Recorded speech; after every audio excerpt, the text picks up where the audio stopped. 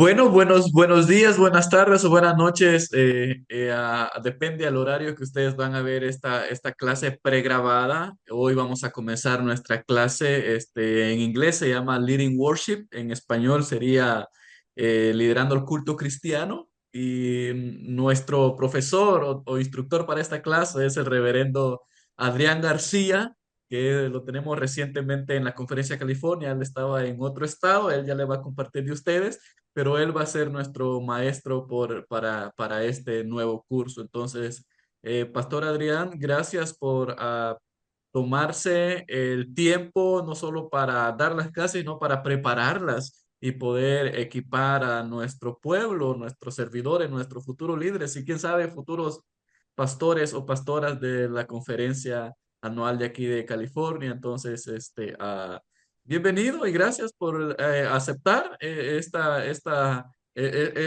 oportunidad de poder compartirnos todo lo que usted ha adquirido en su experiencia ministerial. Entonces, estudiantes, les presento al maestro para nuestra clase de culto cristiano. Pastor Adrián, el tiempo es con usted.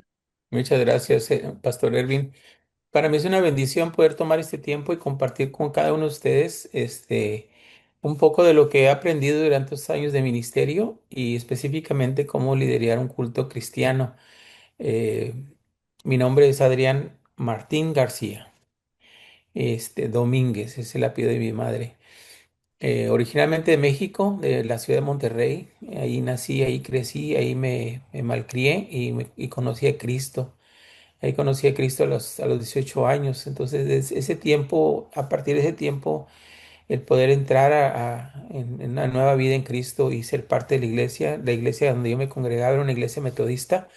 Así es que toda ahora sí, mi formación ha sido dentro de una iglesia metodista. Pero la iglesia metodista, como algunos de ustedes saben, pues depende de qué país son. Es la Ujú. experiencia que cada iglesia tiene. Y la iglesia donde yo me formé fue una iglesia que venía del avivamiento de los setentas. Entonces, una iglesia muy viva, 300, 400 personas, la mayoría jóvenes, adultos y jóvenes. Estábamos cerca de las universidades ahí en Monterrey, entonces cada año había campamentos evangelísticos de 200, 300 y casi Wow. todos eran nuevos. Entre ellos yo entré a Cristo a través de un campamento que hizo la iglesia. Así que mi formación fue dentro de eso. Sin embargo, siempre me ha interesado conocer qué pasa en otras denominaciones, qué pasa en otras iglesias, qué pasa en otras religiones. Y eso, pues con todas esas preguntas que uno tiene de nuevo, me decía mi pastor, un día va a ser pastor. Le dije, no, yo no quiero ser pastor. Pero pues siempre estaba haciendo preguntas y preguntas. Dijo, no, un día te voy a ver. Digo, no, pastor, no me diga eso. Lo veía él No como sufría, profetice en mi vida, dijo lo usted. veía como batallaba y digo, no, yo no quiero eso. Total, yo terminé mi preparatoria, después entré a la carrera de ingeniería civil ahí en Monterrey. Seguí mi carrera, me gradué como ingeniero civil y al final de esa carrera de ingeniero civil, a los 5 años, este, pues siempre estuve trabajando desde que estaba en la prepa y la universidad trabajaba pues para poder sostenerme los estudios y tenía básicamente una carrera profesional lista porque los ingenieros con los que yo trabajaba tenían mi posición tan pronto me graduara para ponerme como ingeniero y tener salario de ingeniero, etcétera. Siempre trabajé en oficinas de ingeniería.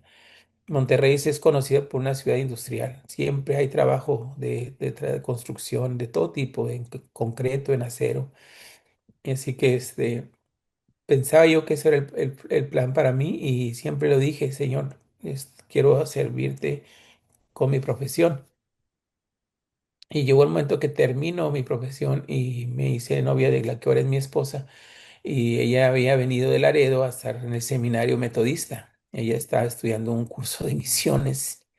Y para mí también, como miembro de la iglesia donde yo estaba, siempre estaba involucrado en ir a predicar a las casas, ir a predicar a los barrios, hacer campañas, estar con todos los jóvenes que hacíamos evangelismo. Y eso fue el que le dio énfasis a que cuando terminó la carrera me ofrecen la posición como director de un campamento metodista. Y ahí es donde yo digo, bueno, Señor, pues voy a tratar. Esta administración no se me hace muy difícil, y solté el trabajo ya graduado, empecé a funcionar como director de ese campamento. a la vez que el superintendente de distrito me encargó varias construcciones de templos, casas Wow. pastorales. Y entonces, entre la construcción y ser director del campamento, 4 años, pues en ese tiempo dije, pues mientras que estoy aquí, estoy acá y mi esposa estudiando en el seminario, pues voy a estudiar un poco para conocer más. Entonces me meto al seminario con la intención de terminar un curso de misiones. Era todo, mi intención era aprender más, pero en el área de misiones. Y saqué mi título de misiones y evangelismo. Y a los 4 años de estar en todo ese trafical de una cosa y otra, sentí que ya era tiempo de soltar todo. Pero siempre en el área de misiones. Entonces hablamos con el obispo y dice, mándanos un lugar donde nadie quiera estar y que así muy, muy románticos, ¿no? Dije, queremos ir y sufrir por Cristo. Y nos mandó a Baja California. Y dije, pues es México, pero no, de Monterrey a Tijuana, Tecate, Ensenada, es un mundo diferente. La cultura, la comida, la gente, la migración, toda la gente que viene de las fronteras, hace una cultura de frontera bien, bien diferente.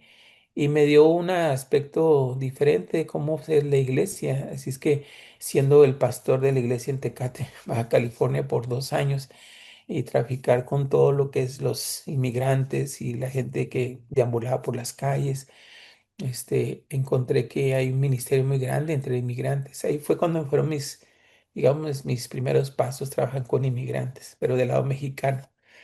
Y creamos programas con la ayuda de la Iglesia Metodista Unida que nos ayudaba de acá de Long Beach, de Huntington Park y todos nos ayudaban para hacer programas ahí. Y en el proceso el distrito me nombró evangelista del distrito, así es que viajaba desde Tijuana hasta a Los Cabos y hasta Sonora, Sinaloa, Culiacán, toda esa zona que es la parte noreste del país, haciendo campañas al mismo tiempo que era pastor de esta iglesia local. Pero eso me dio una perspectiva diferente, que cada iglesia tiene su cultura, Claro, cada claro. congregación tiene una diferencia, a pesar de que somos metodistas. Todos con el mismo sentido de avivamiento, un sentido de evangelización, un sentido de misiones, pero a la hora del culto, diferentes. Y eso era la parte noreste del país, así que ahí pasamos casi 5 años. Para cuando yo llego a Monterrey de regreso, pensando qué más podemos hacer, el Señor empezó a llamarnos para estar en los Estados Unidos y nosotros nos negamos, Lili y yo. Mi esposa es ciudadana americana, ella nació en el estado de Texas, pero vivía en México conmigo. ¿Qué vamos a hacer en Estados Unidos? Pensamos. No hay necesidad de allá. Pensamos que todos, hay iglesias para todos. Y en ese momento me dieron la oportunidad de empezar una congregación en México, así es que mientras que orábamos y trabajaba yo otra vez en el campamento donde había estado, se dio la oportunidad y empezamos una congregación. No duramos mucho, pero otra vez el arranque del trabajo que había hecho en Baja California me prepara para poder servir a Dios en un nuevo ambiente completamente diferente, que después de que le dimos el arranque a esa congregación, nos vinimos a los Estados Unidos en el año de 92. Yo en ese tiempo tenía 32 años, iba a cumplir 33. Así que en ese 92 que nos cruzamos para acá con nuestros 3 hijos, empezamos sin templo, sin edificio, en la casa, en las huertas, porque ahí hay mucho trabajo de campo. De hecho, aquí en la parte de arriba, aquí hay un granerito que está aquí, que me regalaron los hermanos de la iglesia que empezamos. Fue la primera iglesia que plantamos, porque después de andar navegando en lugares prestados y iglesias metodistas que nos prestaban un lugar, tan pronto crecíamos un poco más y hacían mucho ruido los niños, estaban encima de nosotros y que cuiden a sus niños y que dejen el baño abierto y que siempre fue un lío trabajar así como con un edificio prestado. So, para 4 años después, Dios nos dio un milagro de comprar una propiedad donde había un granero. No había templo, había un granero y estaba en medio de las huertas. Y en ese granero nos duramos 4 años. Creo yo que ese granero eh, fue el inicio de algo diferente en el sentido de la iglesia, lo hemos sabido siempre, no lo compone el edificio, es la gente, donde quiera que se reúne. Entonces ese granero no era un templo, no era, era un granero. Lo usaban para empacar fresa porque ese terreno que compramos sembraban fresa. Había pulgas por todos lados porque no las podías quitar. Como teníamos muchos venados alrededor, los venados traían las pulgas también y las garrapatas. Entonces, cada culto que había y eso que teníamos el domingo en la mañana, el domingo en la tarde, el lunes de oración, el jueves de estudio bíblico, y luego aparte había grupos de varones en ese granero durante todo el tiempo que no hacía frío, porque estoy hablando de Illinois, siempre salíamos con pegadas de pulgas y garrapatas y siempre era después de la oración y la bendición y el culto de 2 horas y sanes milagros. Hermanos, cuiden a sus niños, chéquenle bien, límpiense bien, chéquenle porque hay una garrapata especial de los venados que es mortal. Entonces siempre estábamos con eso. Pero el culto se fue desarrollando y eso le dio una identidad a lo que nosotros más conocemos como el culto hispano. Porque una cosa es culto en nuestro país y otra cosa es el culto hispano, porque el culto hispano es una mezcla de diferentes culturas, nacionalidades, vienen de diferentes iglesias, vienen pentecostales, vienen bautistas, vienen metodistas, vienen católicos. Entonces se vuelve una mezcla, pero ¿cómo conservar la identidad que nosotros le llamamos wesleyana? ¿Cómo conservamos la identidad de la predicación de la gracia de Dios? Y ahí es donde, navegando todos esos años, pues va uno creando pues una cultura del culto cristiano. Y ese es uno de los objetivos de la clase que vamos a estar tomando, que tiene que ver con el significado de la adoración. El número 2 dice entender el orden de la liturgia dentro de la iglesia metodista, que hay un orden, entender el año cristiano y el leccionario, que voy a tomar muy poquito de eso, pero sí es importante que lo conozcan, entender el significado de los sacramentos dentro de la iglesia metodista, que a veces puede variar entre algunas iglesias cristianas protestantes, porque el sacramentos, nosotros hablamos de bautismo y santa cena, y algunos le añaden el lavamiento de pies. Y a veces el lavamiento de pies, de acuerdo a nuestra tradición, no es parte de los sacramentos. Pero se respeta y a veces se incluye en el culto, pero no es un sacramento. Y vamos a hablar cómo creamos un culto de comunión, culto de bautismos, que tiene que ver con un énfasis. Y luego vamos a aprender, entre todo esto, las 5 clases que tengo para ustedes, vamos a tener cosas muy prácticas porque a mí me gustan las cosas así. Me gusta que aprendas y que practiques, aprendas y practiques. Y vamos a tratar de que al terminar nuestro curso usted pueda sentirse muy a gusto dirigiendo como líder un culto dentro de su iglesia, conociendo el significado detrás de todo lo que hacemos durante el culto cristiano. Entonces yo duré ahí en esa iglesia que está aquí, duramos 4 años, pero después, bendito sea Dios, nos dio los recursos, construimos, eran 22 acres de terreno, construimos el templo, construimos los salones, construimos un gran garage para todos los tractores, porque había que cortar toda la yarda, el zacate que estaba alrededor, que son 22 acres, es un mundo de yarda, de grama. Tenemos tractores, luego construimos la casa pastoral y luego construimos un albergue para personas inmigrantes en todos esos 22 acres y con eso teníamos cancha de fútbol y cancha de básquet. Todo eso se logró más o menos en 18 años de trabajo. Entonces, cuando salimos de ahí y con el trabajo que habíamos hecho, nos dio la oportunidad de que otros querían saber qué estaba pasando en ese pequeño pueblo de Cobden, Illinois, que son 1,000 habitantes. El pueblo es bien reducido, pero de unos 40 millas alrededor venía la gente para congregarse en este lugar. Entonces, entre semana teníamos células en todos los condados alrededor, 3 condados, 26, 28 células de estudio bíblico durante semana, y el domingo nos reuníamos aquí lo que era el templo. 18 años después dijimos, Señor, ¿qué sigue? Y nos movimos a otra ciudad, que es la ciudad de Peoria, Illinois, que es una ciudad la más grande fuera de Chicago, y es una ciudad más urbana y es un contexto diferente. Y los horarios de la gente son diferentes. El trabajo de día, de tarde, de noche, los horarios de las fábricas, los horarios de los empaques, los restaurantes, los hoteles, completamente diferente que como estábamos. Entonces hay que crear el culto de acuerdo a esa nueva necesidad.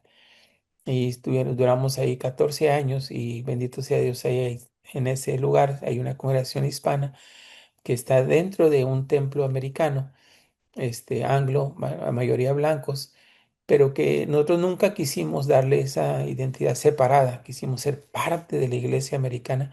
Y aunque ellos alguna vez nos dieron la libertad de decir, si quieren les compramos un edificio, les regalamos esta parte del edificio, ustedes, nosotros dijimos, ¿somos uno o no somos uno? Y nos quedamos como Iglesia Metodista Unida en Peoria, en español. Entonces, el culto muy contemporáneo, muy diferente. Les voy a estar mostrando algunas cosas durante estas 5 clases. Me da lugar a llegar aquí a California y que la oportunidad que me da el pastor Erwin con el grupo de líderes para decir cómo lideramos un culto cristiano. ¿Cómo hacemos para que nuestro culto tenga una identidad?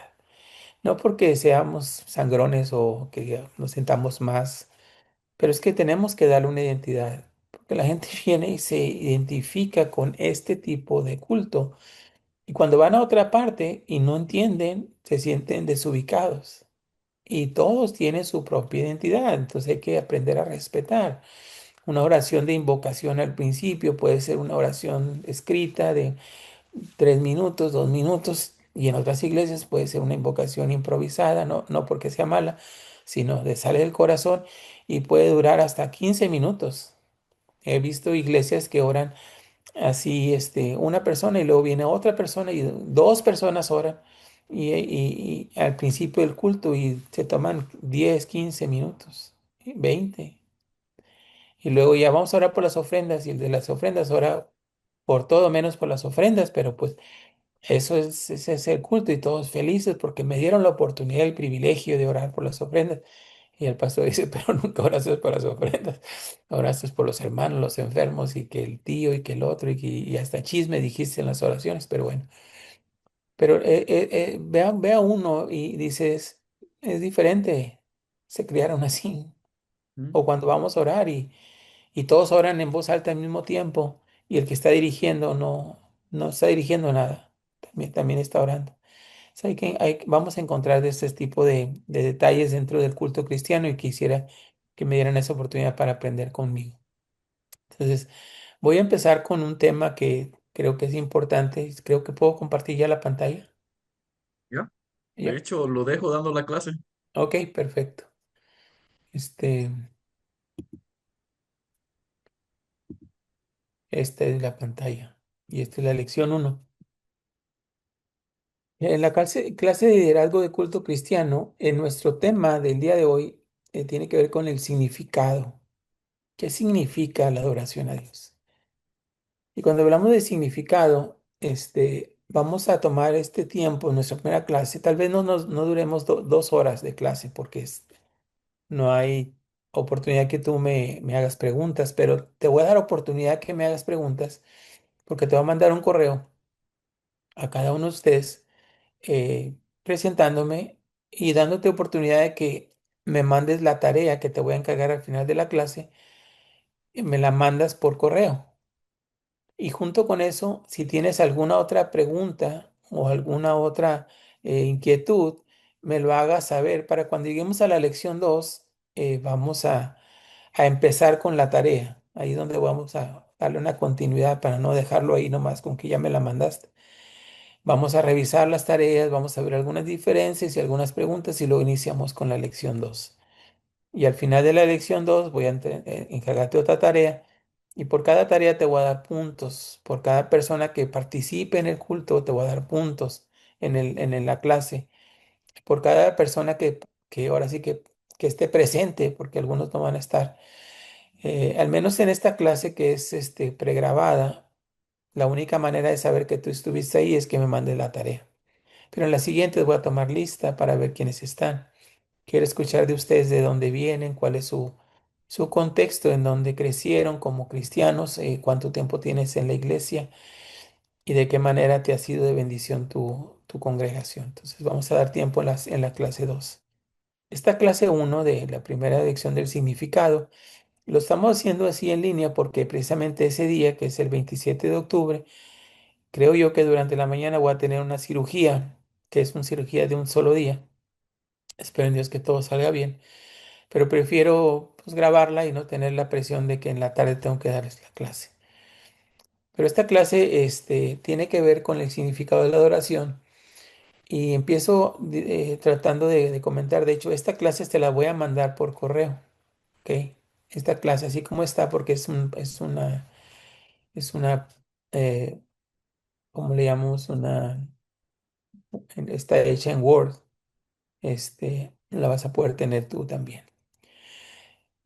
La adoración es el acto de reconocer a una deidad suprema en acciones claras de veneración y sumisión a esa deidad.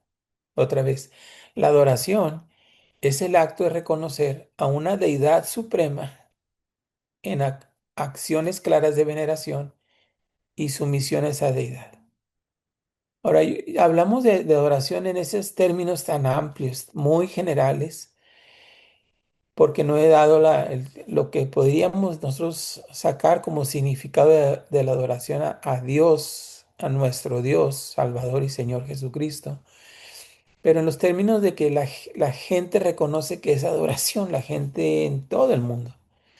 Porque en el mundo en el que vivimos hoy es más obvio que nos encontramos con las prácticas de otras religiones, la manera de adorar de otras religiones no cristianas. Y aún dentro de la religión cristiana existen diferencias de acuerdo con su manera de interpretar las Sagradas Escrituras.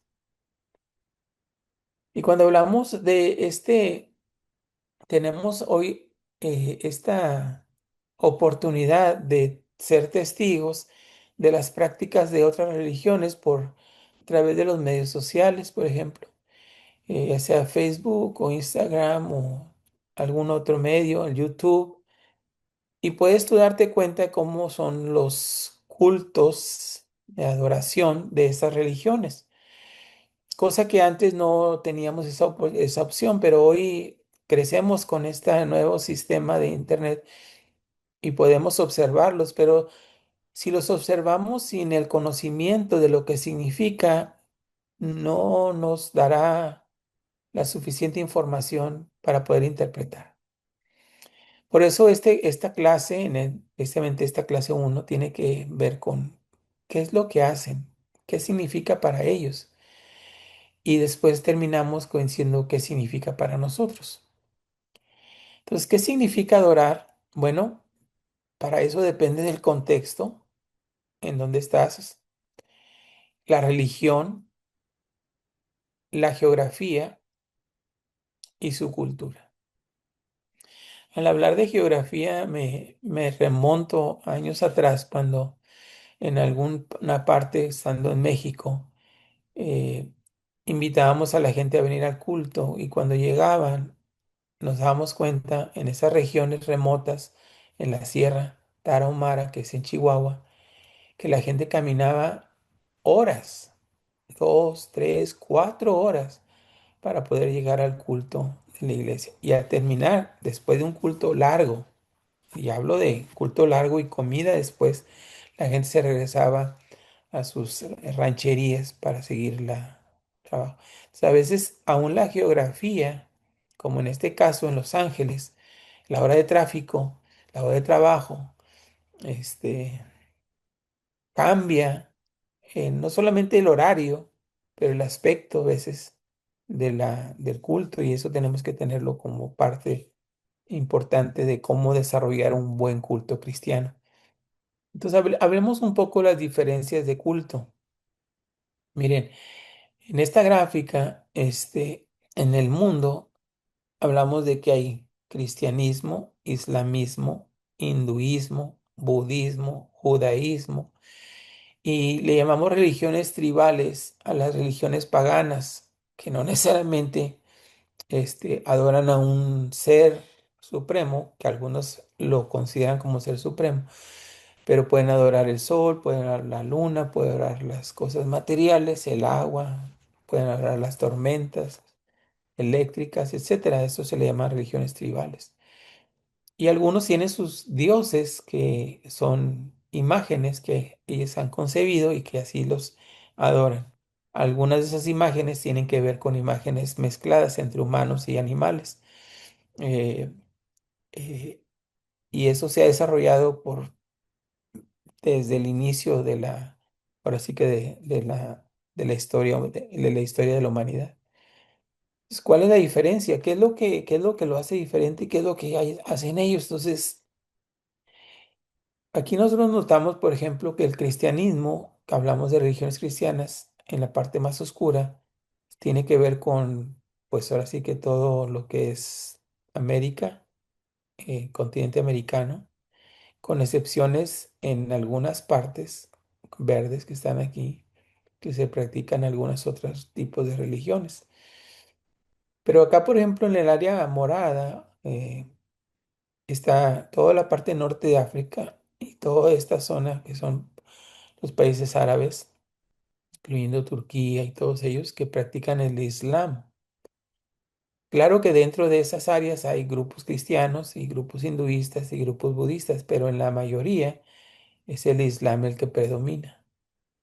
En la parte de más verde por acá, encontramos religiones que pueden ser budismo y puede ser religiones tribales, específicamente por ejemplo en Australia, que esta parte verde de aquí son indígenas que practican religiones tribales.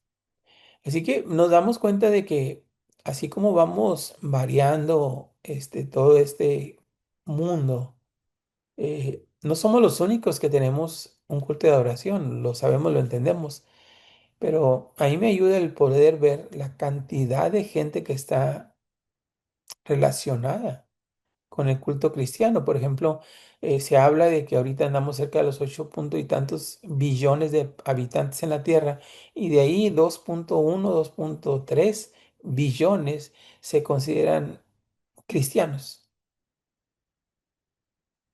que es un número bastante fuerte, pero casi es el mismo número cuando hablamos de los islámicos.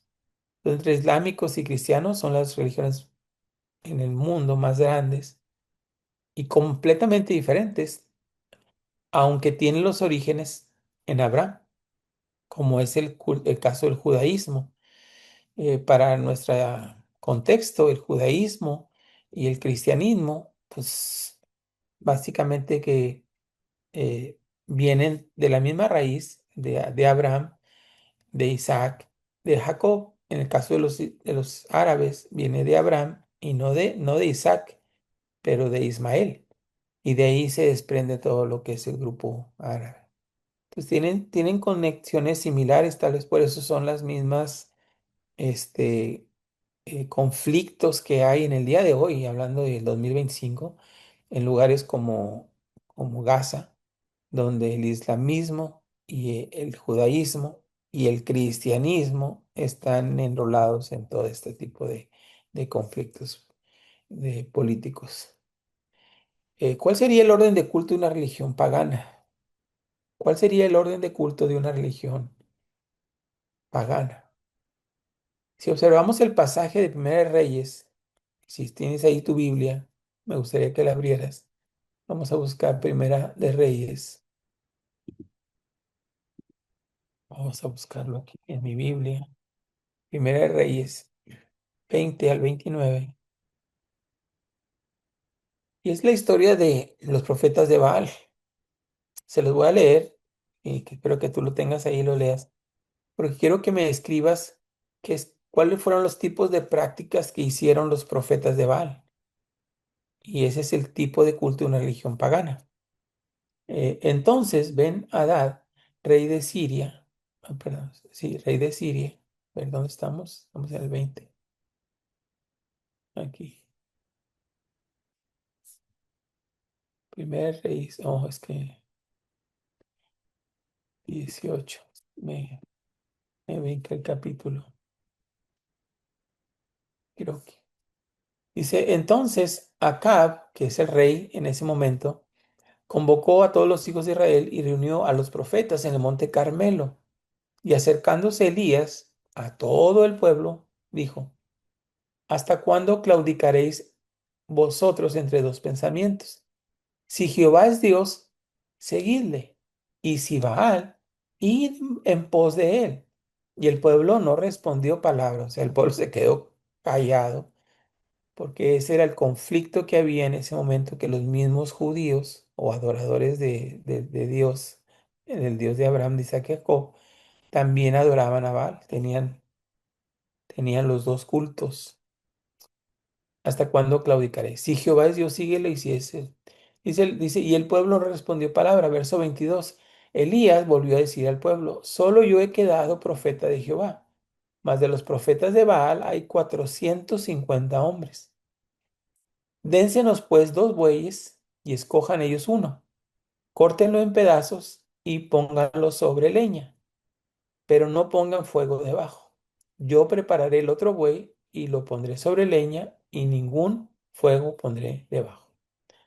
Invocad luego vosotros el nombre de vuestros dioses, y yo invocaré el nombre de Jehová. Y el Dios que respondiere por medio de fuego, ese sea Dios. Y todo el pueblo respondió diciendo, bien dicho. Entonces Elías dijo a los profetas de Baal, escogeos un buey y preparadlo vosotros primero, pues que sois los más. Invocad el nombre de vuestros dioses, mas no pongáis fuego debajo.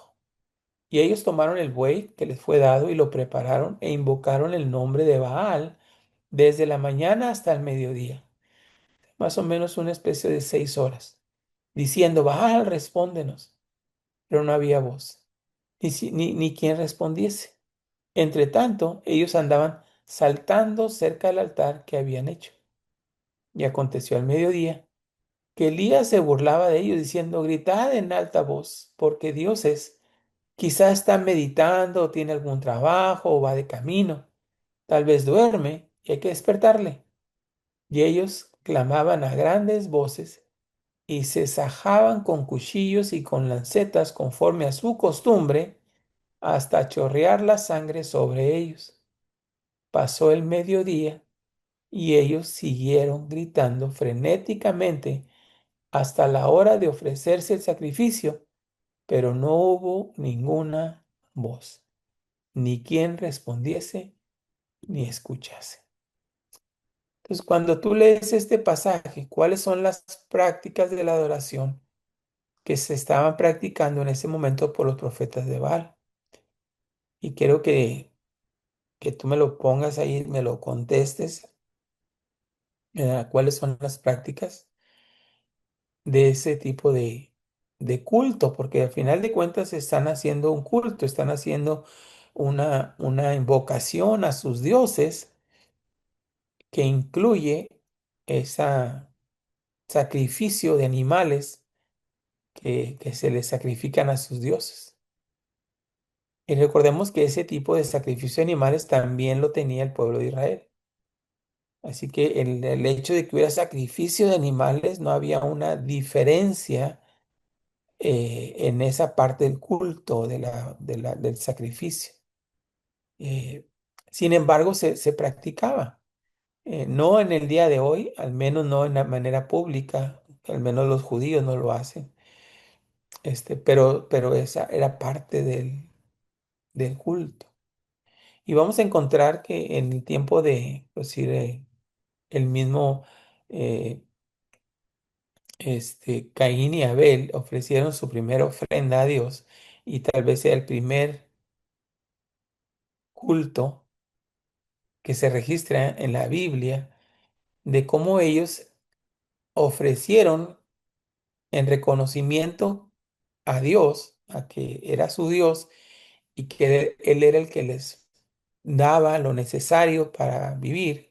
En ese agradecimiento ofrecieron su primera ofrenda a Dios, y ese es, como digo, el primer culto registrado en la Biblia.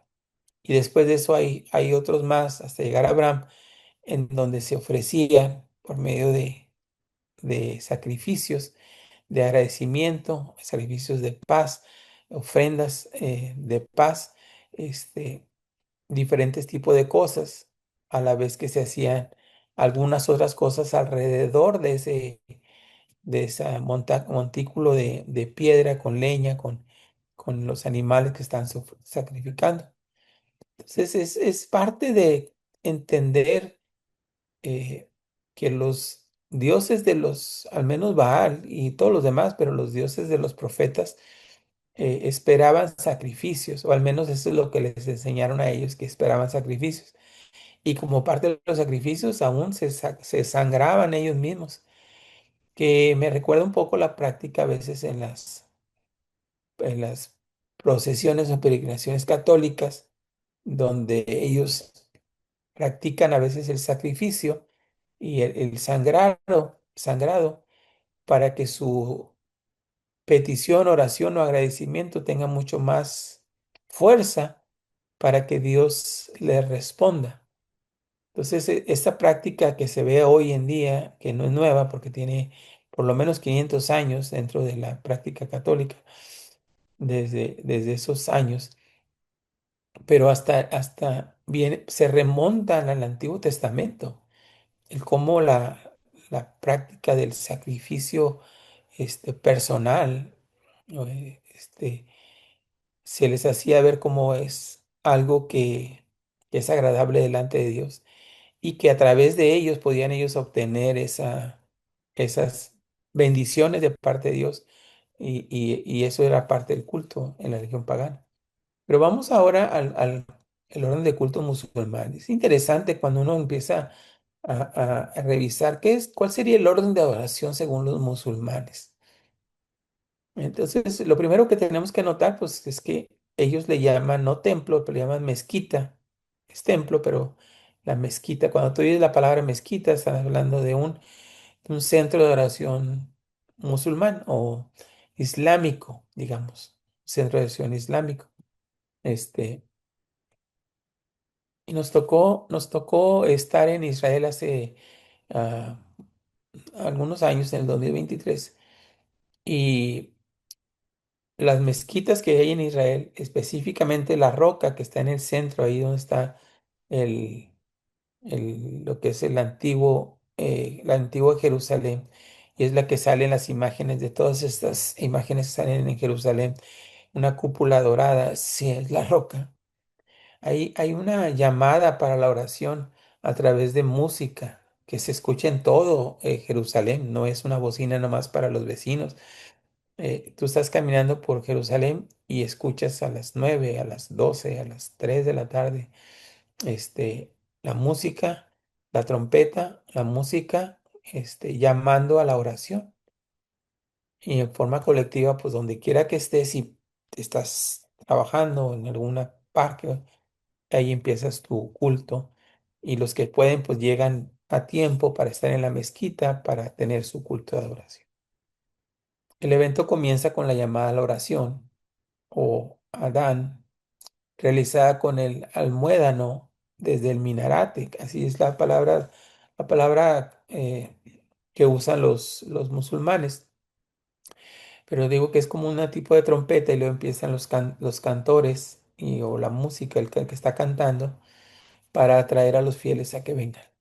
Luego los fieles cuando llegan se purifican mediante abluciones, quiere decir con agua este, en su cuerpo, las manos, la cara, los pies, y luego se alinean para orar en dirección a la Meca.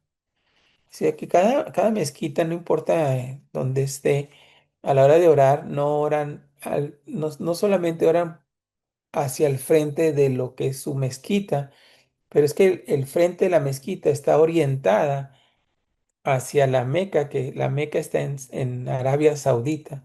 Entonces, no importa en qué calle esté, en qué esquina esté, cuando tú entras y ves el frente está orientado hacia el este, que es donde está Arabia Saudita, y todos oran en dirección a la Meca, que es en el contexto musulmán, hay dos, básicamente, lugares sagrados o mezquitas sagradas. La primera es la Meca, porque ahí es donde estuvo el profeta Mahoma, y esta fue la original, total. Ahí es donde desarrolla lo que nosotros conocemos como religión islámica. y cuando una vez al año se reúnen en esa Meca para hacer sus reuniones de un mes y están dándoles vueltas a la que es la parte central de donde tienen el cuerpo del profeta, etcétera, etcétera.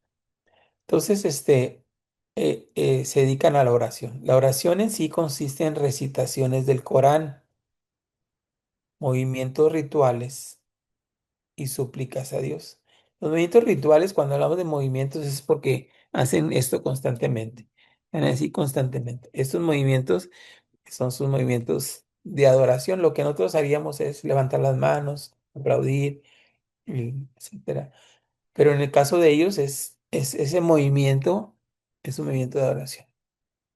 Ahora, recuerda que en algún momento cuando tú estás orando, cuando tú estás en esa búsqueda, yo diría intensa de Dios, uno tiende a hacer esto. Y en un momento dado esto viene más del Antiguo Testamento cuando los árboles del campo y las palmas se mecen por el viento y la escritura en diferentes pasajes habla de que aún estos adoran a Dios. Entonces ese movimiento se traduce en el caso de los musulmanes en ese movimiento. En el caso de nosotros como cristianos, que cuando oramos y empezamos a hacer esto para orar, es parte de, sin saber que lo estamos haciendo, algunos ni siquiera tenían idea de que estaban haciendo cosas así, pero igual Dios te oye sin ningún movimiento. Pero yo digo, en el caso de los musulmanes tienen eso. O sea, el proceso de un culto musulmán, vamos a hablar un poquito más de detalles, la llamada a la oración a través de las bocinas, cuando se permite, porque hay lugares donde no se permite esa llamada de las bocinas, pero de seguro ellos tienen algún otro medio para conectarse con sus miembros o fieles para hacer la llamada a la oración. Y como las horas ya están establecidas, llegando la hora donde quiera que están, sacan su tapete, pues en la oficina, los he visto en parques cuando se juntan a jugar fútbol y llega la hora de la oración, sacan sus mantas o ahí mismo en el césped y se inclinan hacia el este, no cualquier dirección, hacia el este para sus oraciones. Este, Se preparan para la oración vistiéndose con ropa limpia. eh, Se lavan primero el cuerpo o se lavan las manos, y se lavan la cara, se lavan los pies y luego se preparan. Si van a un lugar de oración, se ponen ropa limpia, entran en un estado de pureza ritualista. Eh, es como la preparación de voy a mezquita a encontrarme con Alá. Y es la manera como lo hacen. Los fieles se alinean usualmente hombro con hombro, ya ves que se ven muy pegados. Y ahí hay un líder. El líder se le conoce como el imán. Imán es una persona que está encargada de la mezquita. Es el encargado religioso, es el líder religioso. Y cada mezquita tiene una persona así, el imán. Y es que él es el que dirige la oración. Es el que recita partes del Corán, realizando movimientos rituales como inclinarse y postrarse. Entonces él es el que es el líder de la oración, está recitando el Corán en voz alta y los demás que están ahí también lo están haciendo en voz más baja para poder escuchar al imán que está dirigiendo las oraciones. Después de la oración, los fieles pueden realizar súplicas a Dios, pidiendo ayuda, misericordia, perdón. Se les dan un tiempo para que hagan eso. Y luego la oración que se realiza en la dirección a la ciudad de la Meca, que es Arabia Saudita. Este, este, este servicio de ellos eh, tiene esa, digamos, intención de estar en conexión con su Dios que le llaman Alá. Ahora, algunos dicen que Alá y Dios, o sea, el Dios de Jacob, es el mismo, pero en realidad no son el mismo. Eh, Así que a veces hay personas que tratan de buscar que, sobre todo la unidad de las religiones. Sorry, está esto prendido. am, otras. En la cuestión de traer unidad a las religiones, se juntan musulmanes y judíos y cristianos y budistas y todo para mantener un frente. A veces es un asunto más político que religioso, porque en las cuestiones religiosas hay diferencias muy grandes, muy grandes. Este, y esa es la parte del orden de un culto musulmán. En el culto, en el orden de un culto judío, y eso es lo que vamos a hablar. Lo primero que tienes que entender es que dentro de la religión judía no existen templos. Ellos hablan de tenemos un templo y el único templo debería estar en Jerusalén. Pero desde sus inicios, cuando Dios habló con Moisés y le dijo que hiciera el tabernáculo, era un solo tabernáculo. No le dijo cada quien haga su tabernáculo. No, un solo tabernáculo. Y movieron por el desierto 40 años. Y cuando ya vienen después de la conquista de la tierra prometida, este, se usa Hebrón como parte del lugar de adoración. Pero cuando viene el rey David, mueve el lugar de adoración de Hebrón a Jerusalén, que es la Jerusalén que significa la ciudad de paz. Y ahí es donde se consagra, de acuerdo a lo que Dios le pide a David, que su hijo Salomón habría de construir el templo. Entonces, por eso ellos no tienen templo. Lo que ellos tienen fuera de Jerusalén, o aún mismo en el área de Jerusalén, son sinagogas.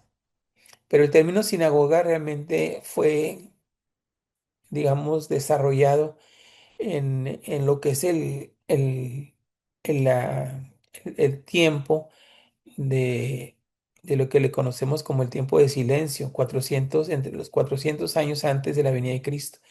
Esos 400 años de la venida de Cristo, cada quien hacía lo que le daba la gana, hasta que cerca del año 200, vienen los macabeos, y los macabeos son judíos celosos de su religión y que quieren que se enfatice la vida de acuerdo al Torá o de acuerdo a la ley y los profetas. Y en ese momento es cuando se empiezan a formar estos lugares que se le conocen como sinagogas. Entonces, para cuando ya en el tiempo de Jesús, hablando del Nuevo Testamento, Jesús visita diferentes lugares y entra el día sábado o el sabbat, este, a las sinagogas, porque ya las sinagogas ya estaban presentes. Y es ahí en una sinagoga durante el Shabbat donde se incluyen las oraciones, las lecturas del Torá. El Torá es el libro sagrado de los judíos y que tiene que ver con los primeros 5 libros de la Biblia. ¿Cuáles son los primeros 5 libros de la Biblia? Génesis, Éxodo, Números de Levítico y Deuteronomio, que básicamente es Moisés el que escribe los primeros 5 y eso se le conoce como el Torá. Y a veces se utilizan los profetas, los libros de los profetas, durante el culto judío. Y luego después de que se leen, se hace un sermón, le llaman ellos homilía o sermón, sobre el texto sagrado. Lo que acaba de leer lo tratan de explicar. El servicio principal se celebra el sábado por la mañana y puede durar varias horas. Puede durar varias horas. O sea, no es un culto de 1 hora o 45 minutos, no, es un culto largo.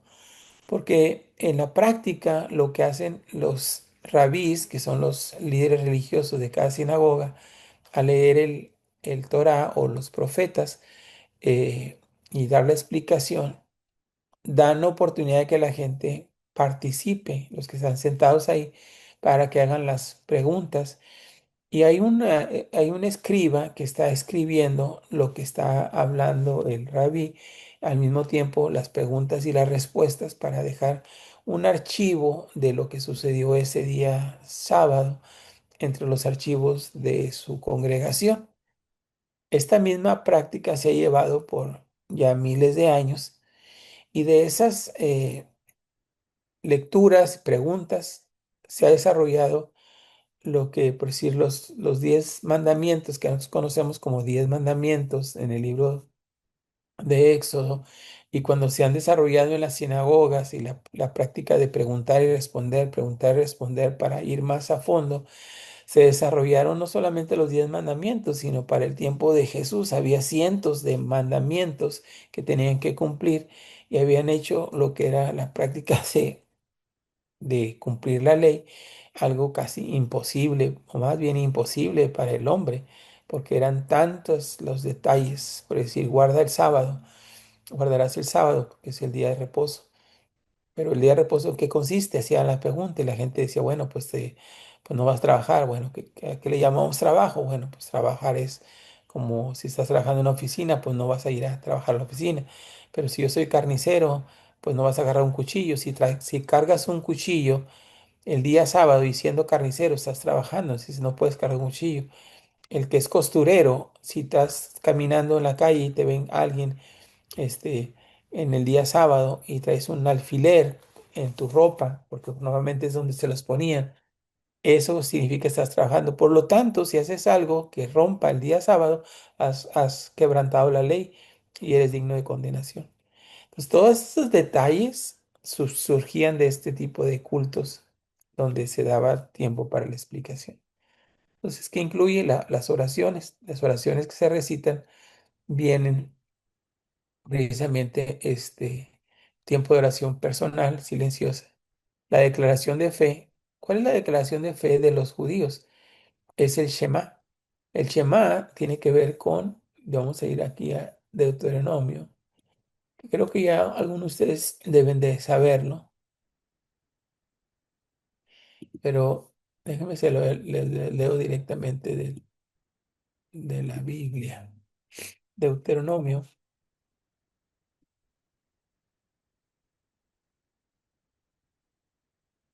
Deuteronomio, estamos capítulo 6 versos 4 al. Esto es lo que dice, lo que se le conoce como el Shema, y una declaración de fe súper sagrada, tal vez sea la más importante de lo que es la religión judía. Es cuando Dios le habla al pueblo de Israel y le dice, esto es lo que vas a decir. Oye Israel, Jehová nuestro Dios, Jehová uno es. Y amarás a Jehová tu Dios con todo tu corazón, de toda tu alma y de todas tus fuerzas. Y estas palabras que yo te mando hoy estarán sobre tu corazón. Las repetirás a tus hijos. Hablarás de ellas entrando en tu casa y andando en el camino y al acostarte y cuando te levantes. Los atarás como una señal en tu mano y estarán como frontales en tus ojos y las escribirás en los postes de tu casa y en tus puertas. El Shema, la declaración de fe. Jehová tu Dios, Jehová uno es. ¿Por qué? Porque allí donde lo está diciendo, estás en el desierto y se están enfrentando a algunos pueblos, pero cuando entran a la tierra prometida, está llena de otros pueblos que tienen otros dioses y quiere enseñarles que la religión judía es una religión de un solo Dios, no de dos, de tres, de cuatro. Hay un solo Dios y es un solo Dios verdadero. Dos, que debes de tener una relación de amor con tu Dios, no de miedo, no de fanatismo, no de caprichos, pero de amor. Amarás a tu Dios con todo tu corazón, con todo tu ser, con todas tus fuerzas.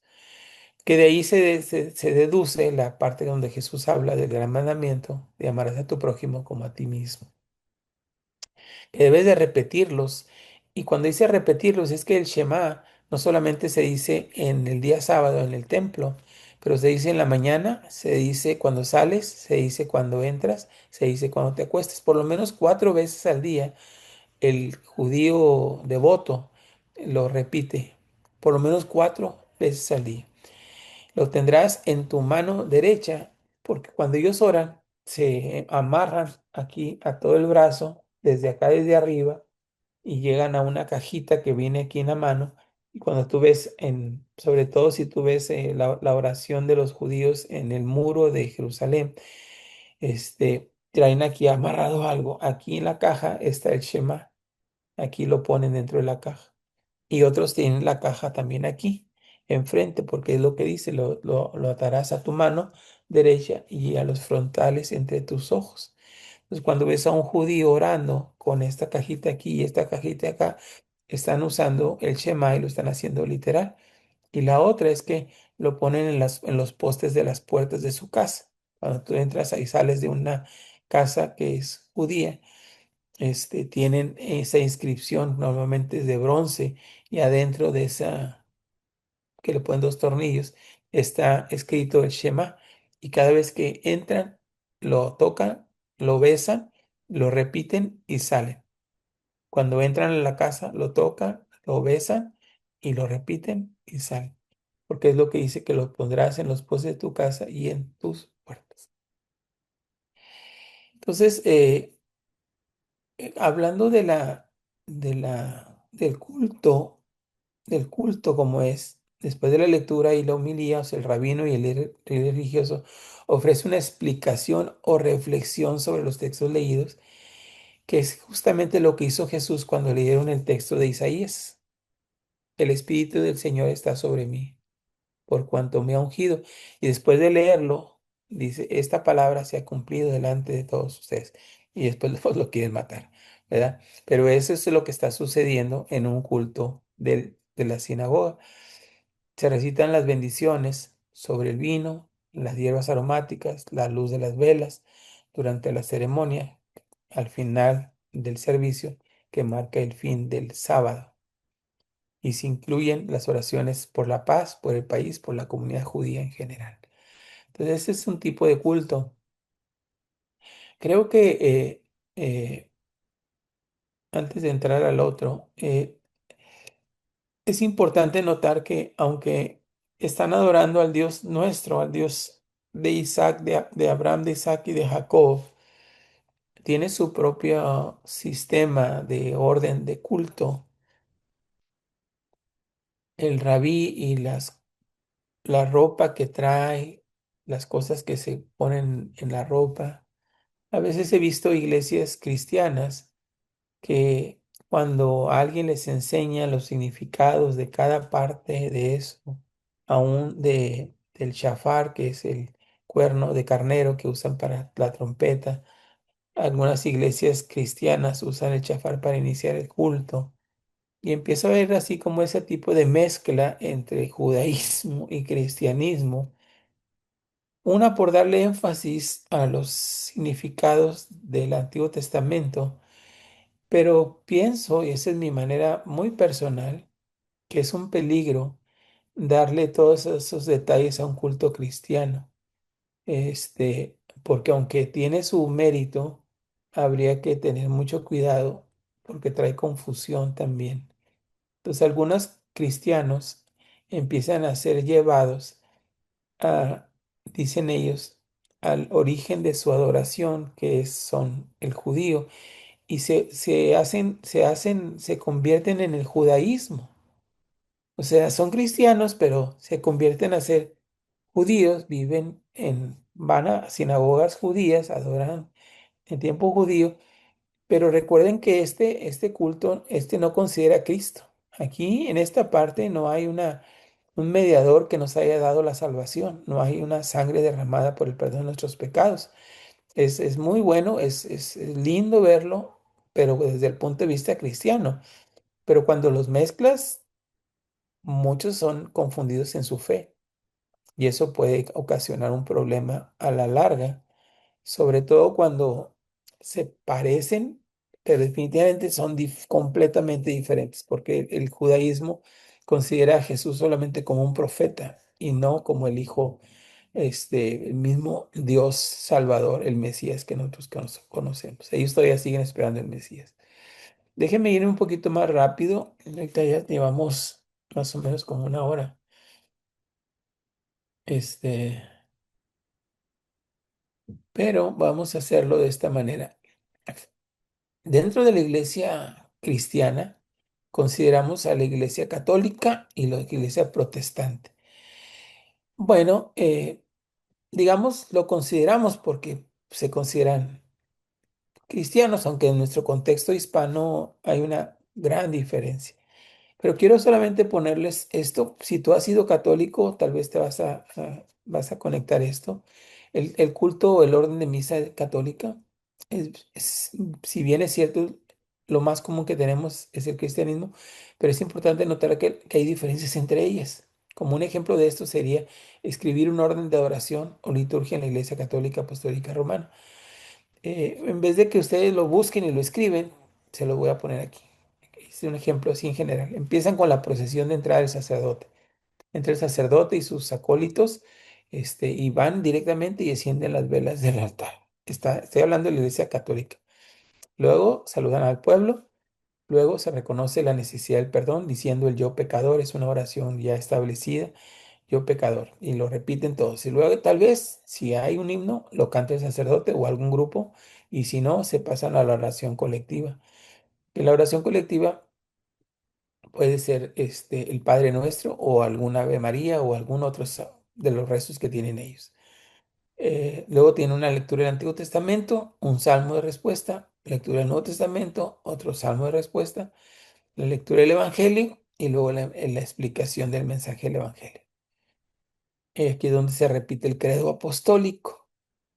Y el credo apostólico realmente es un credo que no es necesariamente el credo católico, no nomás le pertenece a los católicos, porque este credo fue escrito precisamente este, como resultado de esa persecución y ese ataque sobre la doctrina que Jesús les había enseñado a los padres de la fe, que en este caso para mí los padres de la fe serían los apóstoles, y luego los que le siguieron después de los apóstoles en el siglo primero. Entonces, para el siglo II se tienen que reunir para decir qué es lo que realmente creemos, porque hay tantas doctrinas y tantas sectas que nos puede causar un problema. Pues crearon el credo apostólico, o digamos el credo de Niceno, porque fue el lugar donde se juntaron. Y es lo que nosotros también como protestantes y cristianos también creemos que es el credo que debemos de mantener en nuestra doctrina. Luego hacen la oración por los fieles en forma general, la mayoría de las veces la presentación de las limosnas, que nunca puede faltar, la oración de consagración de la Eucaristía, porque en todas las misas, en todas los cultos católicos ofrecen la comunión, le llaman ellos Eucaristía. Oran por los elementos, el pan y el vino, para convertirlos en carne y sangre. Y quiero notar esto, que en el culto católico, la consagración de los elementos, ellos creen en la transubstanciación, que quiere decir que el vino se convierte en sangre y el pan se convierte en carne, y esta carne y esta sangre son la carne y la sangre de Cristo, literal. No lo ves porque lo ves y pues sigue siendo una oblea y sigue siendo una copa, pero en su doctrina ellos creen que eso sí se convierte para que tenga efecto en el perdón de sus pecados. Y ahí creo que tenemos una gran diferencia porque Cristo murió una sola vez y para siempre. Pero en el caso de la Eucaristía suena, a menos esa es la imagen que nos da a nosotros, que en cada misa lo sacrifican, cada misa lo sacrifican, cada misa lo sacrifican. Por eso es importante que la gente tome esa Eucaristía, porque esa es su manera de recibir el perdón de pecados de ese día. Por eso hay gente que va a todas las misas, todos los días, y todos los días le dan la Eucaristía, todos los días se tienen que confesar, todos los días tienen que pedir perdón, porque si no, no van a tener el perdón de sus pecados. Entonces, para que la gente reciba la Eucaristía, tiene que haber pasado por el proceso de la confesión. Si no van al confesionario, no les van a dar la Eucaristía. Si tú no eres católico, no te van a dar la Eucaristía. Si tú no eres, si tú eres divorciado, no te van a dar la Eucaristía.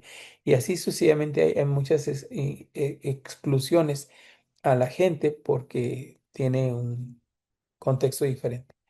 Luego ya dicen el Padre Nuestro, la señal de la paz, donde todos se pasan la paz, se entrega la comunión, solo a quienes son bautizados y se han confesado previamente a la misa. Así que si tú nunca has sido católico y llegas ahí y la parroquia no te reconoce y el padre no te reconoce, aunque te pases al frente, probablemente no te la va a dar. Y te va a decir, sorry, sorry, no te. No".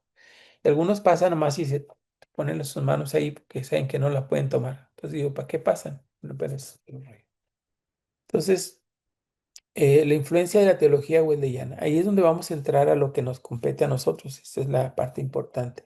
Pero no quería pasar así nomás a esto sin ver que hay una diferencia en otras religiones y aún dentro de la Iglesia Católica de cómo hacemos nosotros nuestro culto y qué es lo que significa para nosotros. Entonces, la influencia de la teología wesleyana. Vamos a hablar un poco más de eso durante las clases, si no has oído de qué es eso de teología wesleyana, pero lo vamos a ver de otra manera.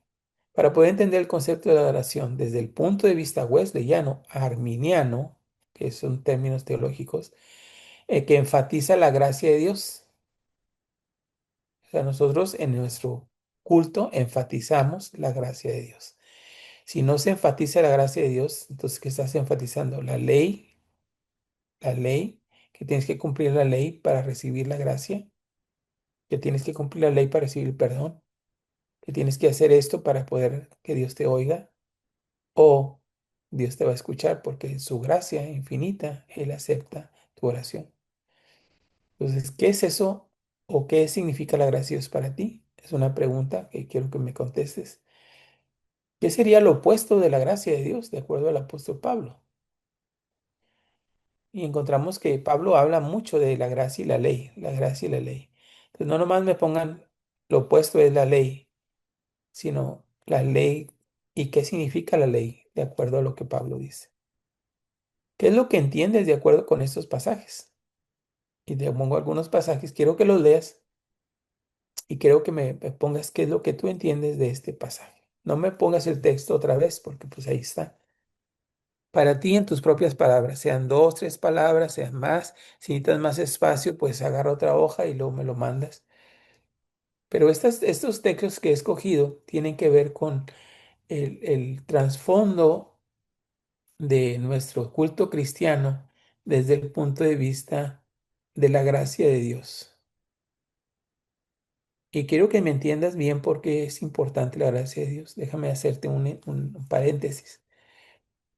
Eh, Hay iglesias cristianas que tienen un énfasis, digamos, de las iglesias pentecostales, y hablando de iglesias apostólicas o pentecostales, que creen en la gracia de Dios, predican la gracia de Dios, pero a la hora de practicarla hay muchas mm, formas de hacer acepción de personas por no has dado el diezmo, la manera como te vistes, no representa tus valores o tu fe.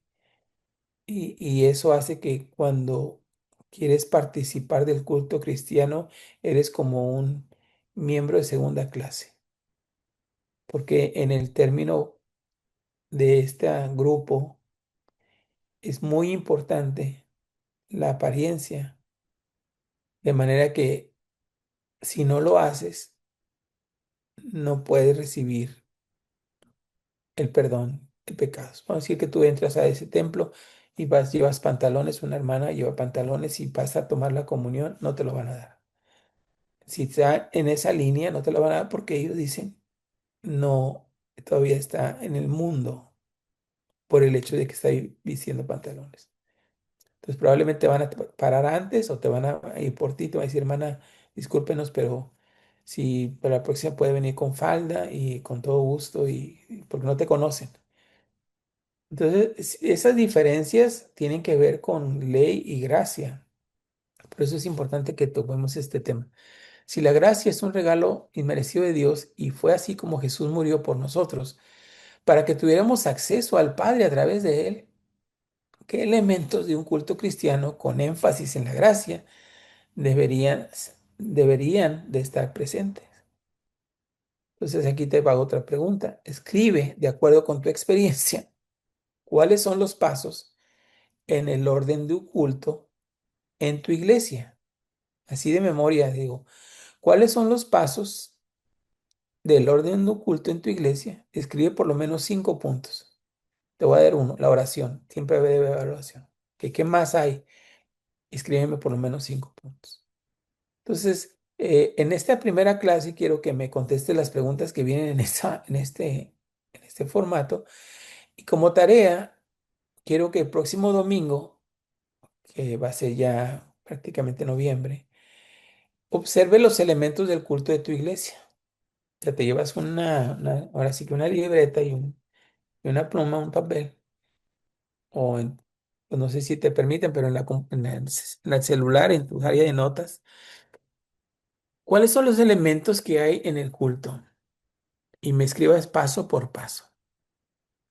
Eh, Empezamos con esto y luego se leyó esto y luego se dieron avisos y luego se dio esto y luego se cantó este canto. Y aún en los cantos, ¿de qué se habló ese canto? ¿Qué habla ese canto? ¿Cuáles son las bases bíblicas que se apoyan, que le dan significado y son agradables delante de Dios? Entonces, se cuenta que lo que va a hacer es escribir el orden del culto y ponerle la descripción a un lado, qué significa cada uno de ellos. ¿Ok? Escribes el orden del culto que tú percibas. Si se te pasan elementos, pues es normal, es qué es lo que pasa, y luego al otro lado le pones ahí qué significa, de qué oró. Oró por la gracia de Dios, oró por dándole gracias a Dios por la oportunidad de estar en su presencia. En pocas palabras, pero quiero desarrollar en ti esa capacidad de criterio, no de juicio, no estamos haciendo un juicio de esto, de criterio para que puedas discernir los elementos de un culto dentro de tu iglesia local. De eso estamos hablando. Entonces, esa es la tarea. Entonces, yo te voy a mandar este mismo lección uno por correo, este, para que cuando tú llegues a la clase, tú ya lo tengas y si lo puedes contestar antes, lo puedes contestar, pero si te esperas a que te explique, sería mejor, para que puedas ir procesando pregunta por pregunta. Al final de la clase, después de que hayas acabado la tarea, me lo mandas entre ese lunes en la noche hasta, digamos, yo diría el viernes. Me lo mandas el domingo en la noche. Puede ser que todavía lo alcance a ver y a leer, pero me sirve a mí porque lo voy a usar para empezar la segunda clase. Y así vamos a ir llevando punto por punto en cuanto a cómo liderar un culto cristiano. ¿Ok? Entonces, me da gusto poder llevar a cabo esta clase. Espero que hayas aprendido algo. De hecho, voy a preguntarte la próxima semana a ver qué aprendimos nuevo y si es interesante para ti, para tu vida y cómo vamos a ir cambiando un poco a veces los temas para profundizar en esto. Es que te doy gracias por estar aquí, gracias por participar con nosotros en esta clase, por tomarte el tiempo de prepararte y espero que en las próximas semanas podamos tener esa participación a través de las pantallas de nuestra clase de culto cristiano. Si por ahí está el pastor Ervin, si no, damos por terminar la clase, que vamos a orar. Padre Celestial, te damos gracias por permitirme ser parte de este entrenamiento, de esta capacitación, de esta enseñanza. Que entendemos, Señor, que nuestro único objetivo es agradarte a ti y que a través de nuestro entendimiento y nuestra capacidad podamos ofrecerte lo mejor.